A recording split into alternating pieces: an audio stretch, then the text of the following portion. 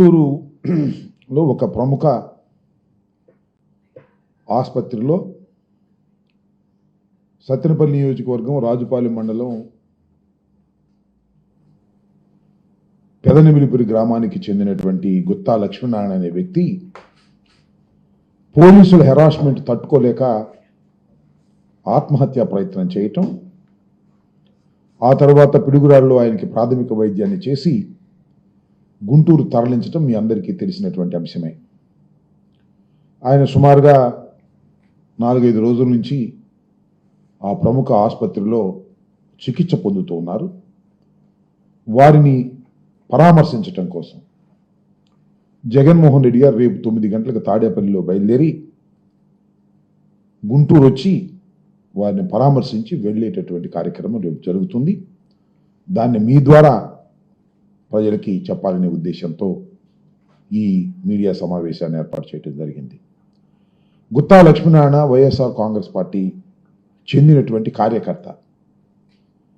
అతన్ని ఒక సివిల్ మ్యాటర్లో పోలీసులు పిలిచి గత 6 మాసాల నుంచి ఆయన వేధిస్తున్నారు.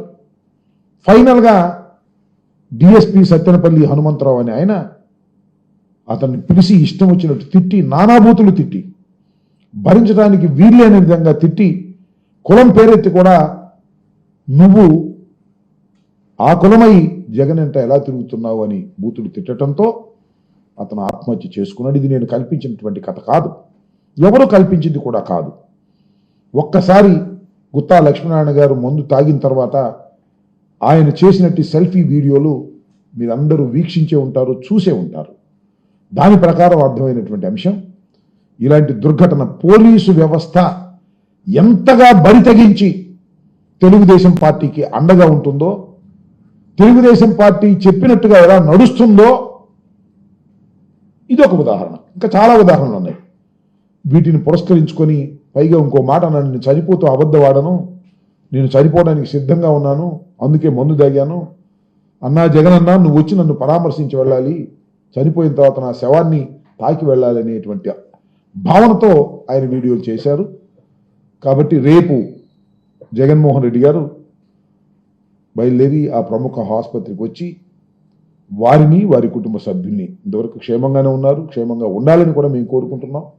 ఆయన కోలుకోవాలని ఆశిస్తున్నాం.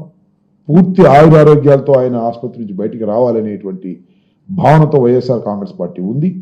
ఇది ప్రాథమికమైనటువంటి బాధ్యతగా వైఎస్ఆర్ కాంగ్రెస్ పార్టీ భావించింది. అంతకుముందు మేము వెళ్ళి పలకరించాం.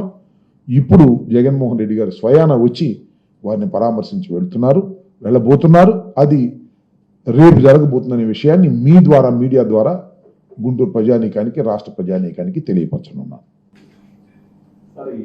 జగన్ పర్యటన చూస్తే మొన్న తెనాలి పర్యటన కావచ్చు, ఈ రోజు పొదిలి పర్యటన, ఉద్రిక్త పరిస్థితులు జరుగుతున్నది, అసలు ఎలా చూడొచ్చు?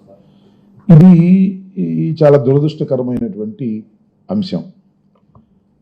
మొన్న తెనాలిలో యువకుల్ని పోలీసులు నడిబజార్లో కొట్టినప్పుడు కానీ, ఇవాళ పొదిలి వెళ్ళినప్పుడు కానీ వైఎస్ఆర్ కాంగ్రెస్ పార్టీ అధ్యక్షులు మాజీ ముఖ్యమంత్రి జగన్మోహన్ రెడ్డి గారు ఒక ప్రత్యేకమైన ఎజెండాతో వెళ్ళారు.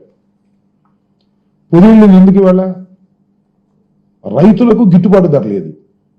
ముఖ్యంగా పొగాకు రైతులు బజార్ను పడిపోయారు. ప్రభుత్వం ఏ విధమైన సపోర్టు చేయటం లేదు కూడా. దాన్ని దృష్టిలో పెట్టుకొని మిర్చి, టొబాకో, పత్తి, ఏది చూసినా ధాన్యం, దేది చూసినా ఇవాళ గిట్టుబాటు ధర లేక రైతు అన్యాయమైపోయినటువంటి దుస్థితి.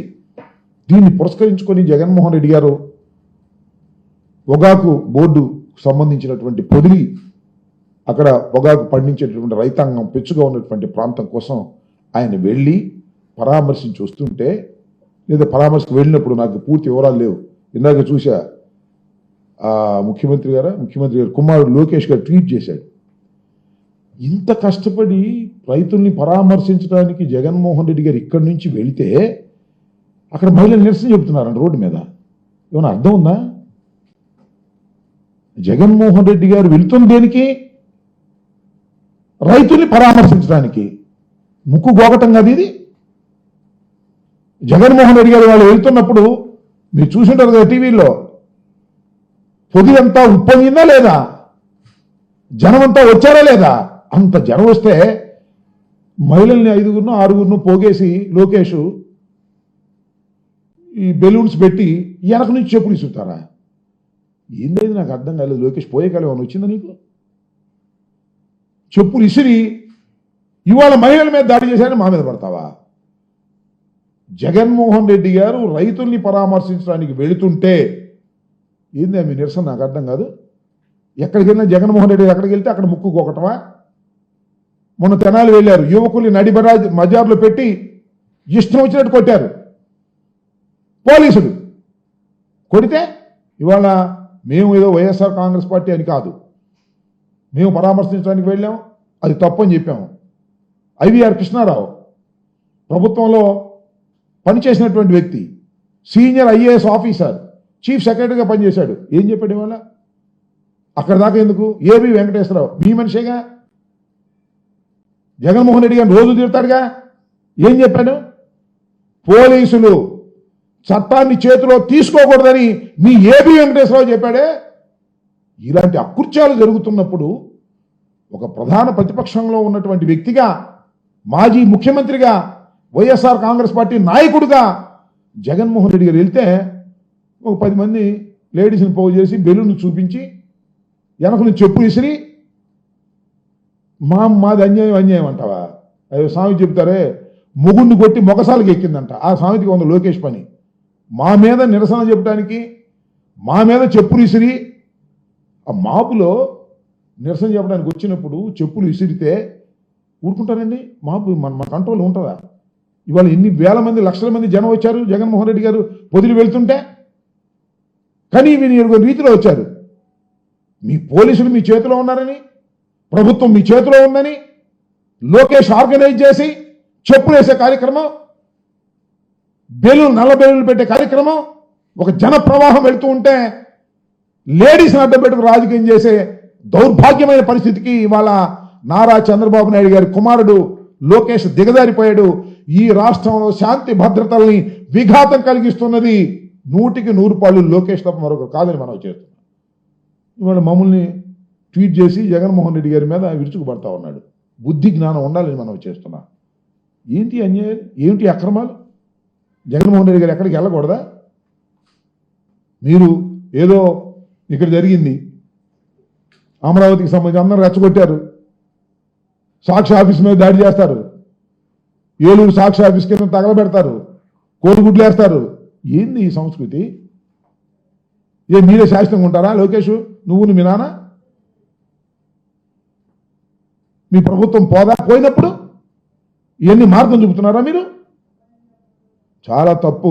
పొదిలి వ్యవహారంలో ఖచ్చితంగా నారా లోకేషే మానిటర్ చేశాడు, నారా లోకేషే వారి చేత చెప్పులు వేయించాడు. సరే, ఆ తర్వాత ఏమైనా జరిగిందేమో నాకు తెలియదు, ఇంకా ఇన్ఫర్మేషన్ లేదు. జగన్మోహన్ రెడ్డి గారి లాంటి ప్రజానాయకుడి మీద చెప్పులు వేయడానికి ప్రయత్నం చేసినప్పుడు అటు నుంచి కూడా రియాక్షన్ ఉంటుంది, న్యాచురల్. దానికి మనం ఏం చేస్తాం? Is it organised? మేము మహిళల మీద ఏదైనా చేస్తే అక్కడ అది ఆర్గనైజ్డా? మీ మహిళలను తీసుకొచ్చి నల్ల బెలూన్లు పెట్టి చెప్పులు వేయటం ఆర్గనైజ్డ్ కాదా? మీరు ఆర్గనైజ్ చేశారు, అటు రియాక్షన్ వచ్చింది. ఎవరు తప్పు? ఏదో అధికారం ఉందని, పోలీసు బలగాలు ఉన్నాయని మీ ఇష్టం వచ్చినట్టుగా ప్రవర్తన చేస్తున్నారు. దీనికి రియాక్షన్ భయంకరంగా వస్తుంది, తిరుగుబాటు కూడా వస్తుంది ప్రజల్లో. పోలీసులు కూడా లెక్క చేయరు రాబోయే కాలంలో, గుర్తుపెట్టుకోండి. మీకు తోటాలు పేల్చుకునే పరిస్థితి వస్తుంది.